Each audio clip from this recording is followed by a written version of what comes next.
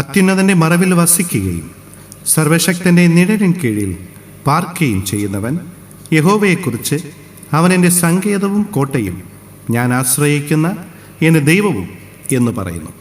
അവൻ നിന്നെ വേട്ടക്കാരൻ്റെ കെണിയിൽ നിന്നും നാശകരമായ മഹാമാരിയിൽ നിന്നും വിടുവിക്കും.